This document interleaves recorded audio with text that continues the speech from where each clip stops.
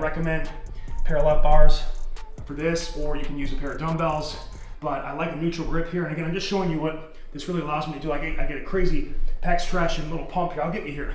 Don't worry, I'll get you where I can talk and just like literally talk and have a conversation in this position without destroying my shoulder and actually feeling good, all right? Because I started here and I did 2-to-1 scap push-up to regular push-up or push-up shrug. So palms in.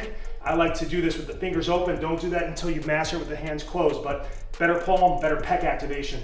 But make fists to start and secure yourself. Inhale down, arms straight, exhale up and round that upper back. Again, neutral grip. I can even kind of, while I'm down there, kind of move side to side, really push away, and then inhale down, stretch I'm getting here. But I have a shoulder foundation. Before I did all these exercises, this would have blown me out, all right? Come back up, and again, 2 push-up shrugs, 1 push-up for time. Come to the knees when you need to, okay? Or modify a really high incline step or bench. Make it work for yourself. A dip bar, high dip bar. People forget about this. Your dip bar can also be used for these movements. And look, see how much more range of motion I get because how light it is? So I can even back off to this or just start feeling the movement here first before I see what I can just really move around and I can stretch here. So again, don't be afraid to use these high parallel bars too. Both of these have been really the key to the upper body gains I've experienced, including the pull-up bar. Those 3, man, spending time hanging in the dip support and then the push-up support for time and moving around, game changer. And this is when I blow up the chest for big extended time and retentions. All right, baby, we're in the, you go one way, you gotta go the other. So now we're doing the row shrug, 2-to-1 shrug to inverted row. And again, in terms of hand position, no one talks about this, right? But I like to first take the web of the hand there, pin in, wrap the palm, and then wrap the fingers and get a really secure grip. Now, if you find you're using your elbow flexors too much, okay? I like to actually take the thumb, go there, and even wrap around and it makes me use my back more and less of my arms, okay? So we lock in, but again, start with a secure grip before you get to this position until you know this exercise. You do a glute bridge, all right? You know this movement, we do it. Lock up, pull down, and again, don't just get here. See, that's okay, but see how I kind of retract and almost recline my body?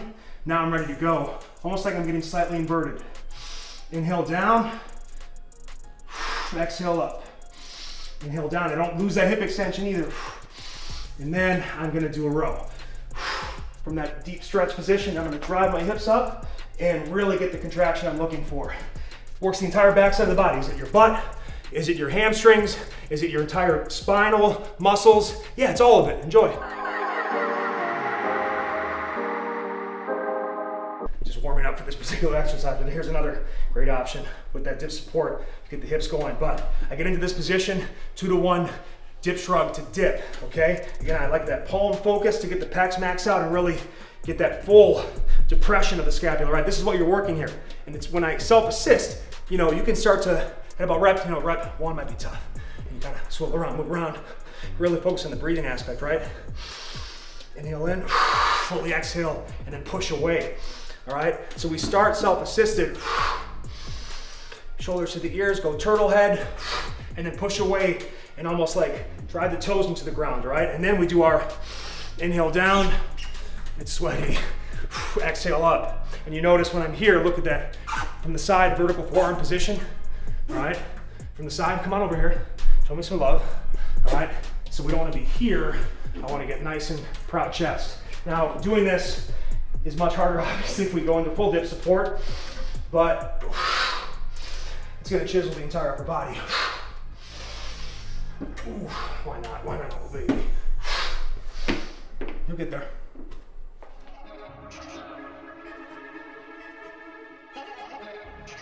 Between takes, we were trying to find you gotta find the light, guys. And when you really mobilize the scapula, the flexing is gonna be out of this. That's where you get the, that extra, you get here, right? You can see this even through my sleeveless hoodie versus here. So the range of motion is gonna make you look fierce. And we're gonna finish it off here in terms of the back with the 2-to-1 pull-up shrug to pull-up. All right, grip-wise, you are strongest underhand, maximum biceps recruitment.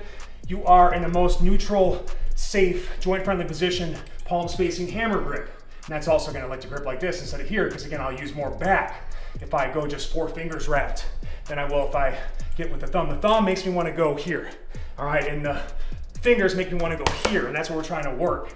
So I get locked in, and I like to do this, again, you can even start self-assisted, at least on the stretching portion, toes here, if I'm using a door pull-up bar, but full stretch, exhale, and then pull back.